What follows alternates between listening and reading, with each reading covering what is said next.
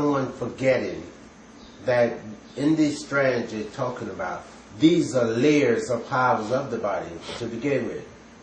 And each of these layers have a specific function. Mm-hmm. They do not spell out what these functions are. Mm-hmm. So they can talk about strands all you want to Mm-hmm. until you go within yourself Mm-hmm.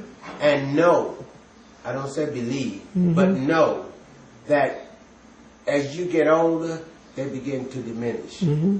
Until you, when you come down the core, your mission or here is over, and Mm-hmm. you go back to Mm-hmm. the ancestral Mm-hmm. world, but having completed your duty. Mm-hmm. But they don't look at it that way because, number one, intellectually, they are crippled Mm-hmm. in that field. Mm-hmm. So all this talk about what they are discovering, it wasn't lost. Mm-hmm. So how can you discover that which you lost? Precisely. What it is, you didn't understand. Mm-hmm. And since you didn't understand, you should make little talk about the big mystery Mm-hmm. rather than trying to interpret it for somebody else, something you don't know. Precisely. And that's why you have to look at it also in a larger frame of consciousness. The fact of the matter is, we as melanated gods forgot who we were. And the only reason we would allow someone like him to rule us is because we don't know who the fuck we are. All right.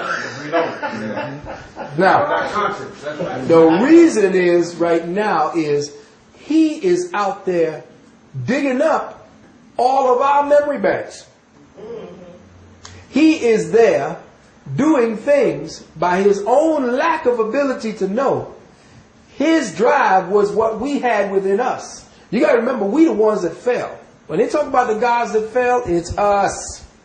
And remember, we were the ones that was playing Yaku. And remember, Yaku was a black man. Now, what fool who had the knowledge of God would want to create creatures to do work for him? Now, think about that, because all the stories have analogs or analogies to things that happened to us. And remember, myth is simply spiritual history. Mm-hmm. And that we are now reliving our consequences for our actions when we began to take it for granted that we were gods. And when gods begin to play with no responsibility, consequences come into being.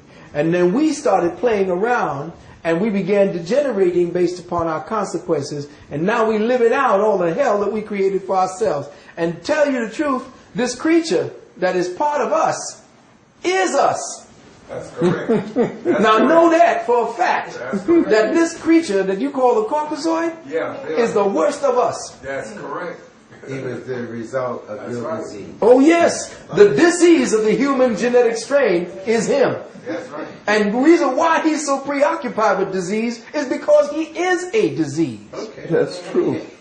So you have to understand his proclivity to be preoccupied with something means that that's what he's drawn to by nature. One last thing. Mm-hmm. You recall that when the Rosetta Stone supposed to have been found in Egypt, and this gentleman had been there for a long time trying to decipher what it meant, how to read it, etc.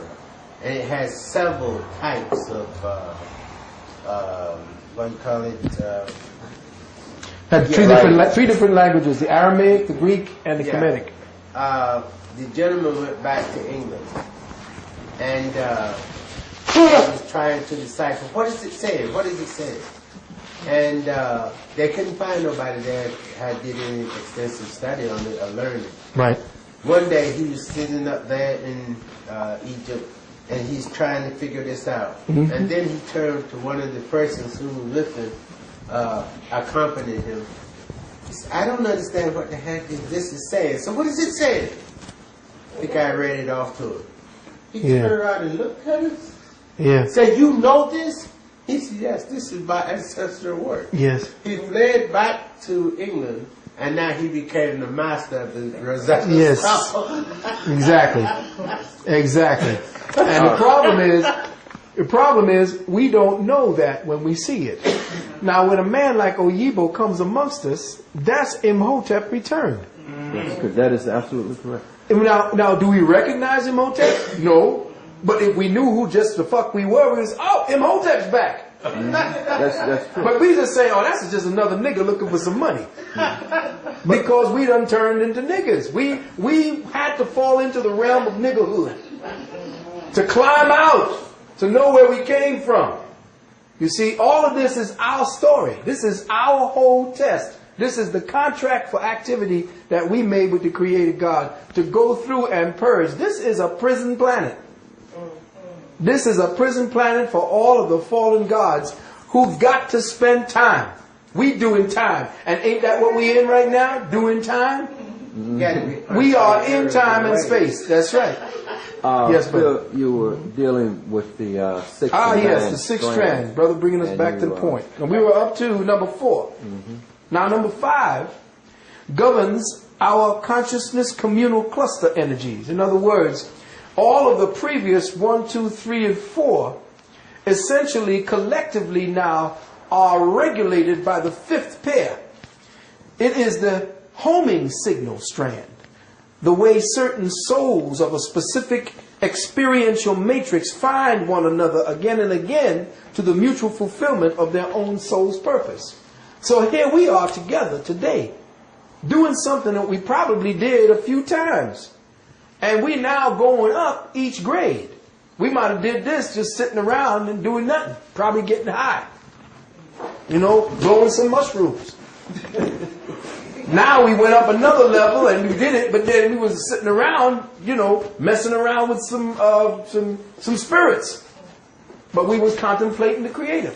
Here we are now, contemplating the Word, which means that we don't need any artificial means to come to a point where we are now interfacing with the language of spirit. And not interfacing by saying, well, Jesus walked on water. No. That's bullshit. No. Yeah, well, who is Jesus for? Who is the Christ? The Christ is the Son. And if you look at it on the ocean and you see the light of it on the ocean, it looks like the God is walking on water. Yeah. See what I'm saying? So we no longer are going along for the fairy tales because we out of kindergarten. Little Red Riding Hood and all that. What does all that mean? And this is why schools like this must happen. This is why it's hard for me or even Sister Puma to find the ears and the minds to take to the next stage, because I want to take the children and start them from here. From here. Not from this bullshit, you know, ABC. If I had my way, and let me just go to the 6th pair.